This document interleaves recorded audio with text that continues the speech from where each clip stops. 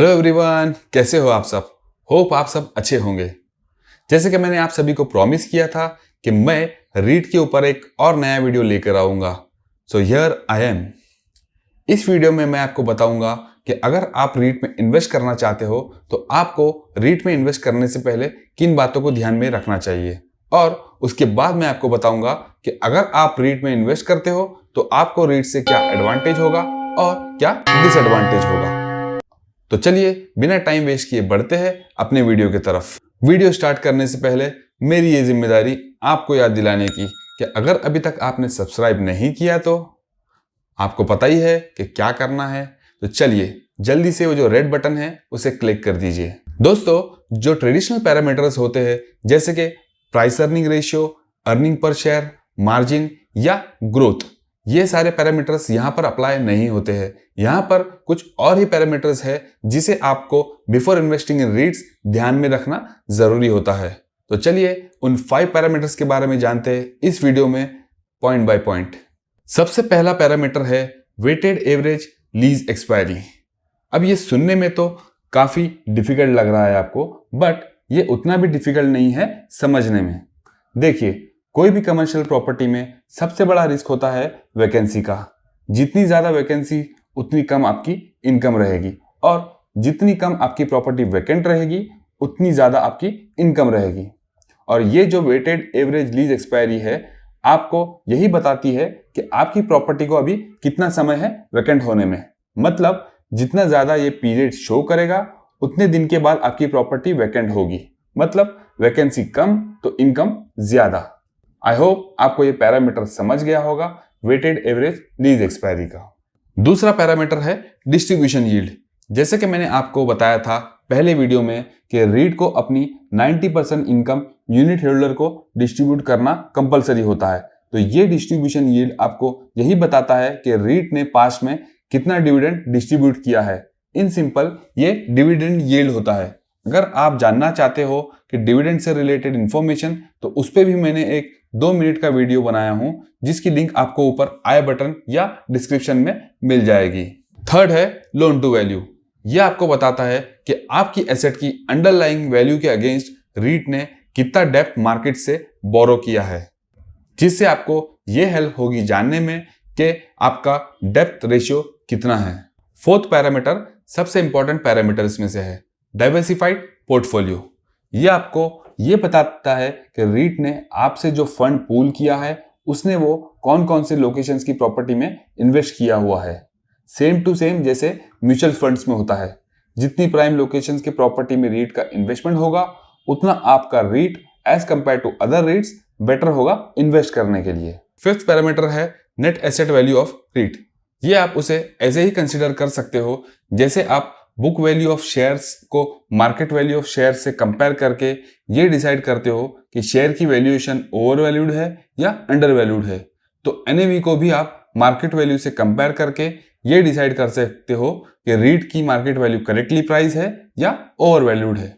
इससे आपको ये डिसाइड करने में हेल्प मिलेगी कि एट करंट टाइम इसमें इन्वेस्ट करना चाहिए या नहीं। तो ये थे 5 पैरामीटर्स जो आपको हेल्प करेंगे ये जानने में कि आपको रीट में अभी इन्वेस्ट करना चाहिए या नहीं।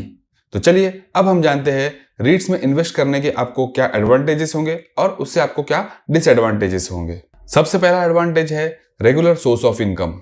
जैसे कि आप सभी को पता ही है कि रीट जो है रेंटल इनकम अर्न करके अपने यूनिट होल्डर्स में 90% तक उस रेंटल इनकम को डिस्ट्रीब्यूट करता है। तो आपको उसमें इन्वेस्ट करके on a regular basis dividend मिल सकता है। तो ये आपको एक रेगुलर इनकम प्रदान करता है। दूसरा जो एडवांटेज है वो है वेल्थ बिल्डिंग।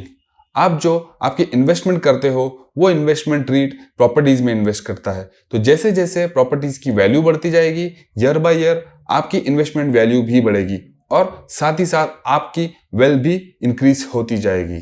तीसरा जो सबसे बड़ा एडवांटेज है वो ये कि आप एक छोटे से अमाउंट में मेट्रो सिटीज के प्राइम लोकेशन पर कमर्शियल प्रॉपर्टीज के ओनर बन सकते हो। जी हाँ, ये बहुत से लोगों के लिए एक सपने जैसा ही है, बट तो रीट जो है आपको ये हेल्प करता है आपके सपनों को रियलिटी में बदलने में। चौथा एडवांटेज कि आपको जो है ये कमर्शियल प्रॉपर्टीज को मैनेज करने का कोई भी टेंशन नहीं रहेगा, क्योंकि जो रीट मैनेजर होते हैं और जो प्रोजेक्ट मैनेजर होते हैं वो बहुत ही प्रोफेशनल और वेल क्वालिफाइड पर्सन होते हैं जो आपके बिहाफ पर आपकी प्रॉपर्टीज को मैनेज करते हैं और प्रोटेक्ट करते हैं, जिससे कि आप चैन की नींद सो सके। और लास्ट फिफ्थ जो एडवांटेज है वो ये कि आपको छोटे से अमाउंट से बहुत सारी प्रॉपर्टीज का ओनरशिप का शेयर मिल जाएगा। मतलब आपके इन्वेस्टेड अमाउंट को बहुत ही डाइवर्सिफाइड एंड प्राइम लोकेशन की प्रॉपर्टीज में इन्वेस्ट किया जाएगा। तो ये थे कुछ एडवांटेजेस ऑफ इन्वेस्टिंग इन रीट्स। अब हम जानेंगे डिसएडवांटेजेस ऑफ इन्वेस्टिंग इन रीट्स। सबसे पहला जो डिसएडवांटेज है वो है टैक्सेशन का।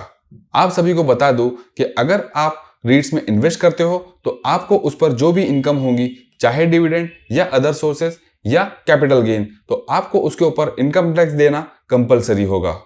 ये बात आपको थोड़ी सी मायूस कर सकती है, बट चलता है, टैक्स देना भी जरूरी होता है और ये एक अच्छी बात भी होती है। दूसरा डिसएडवांटेज है कि आपको करंट टाइम में बहुत ही कम ऑप्शंस अवेलेबल है इन्वेस्टमेंट के लिए।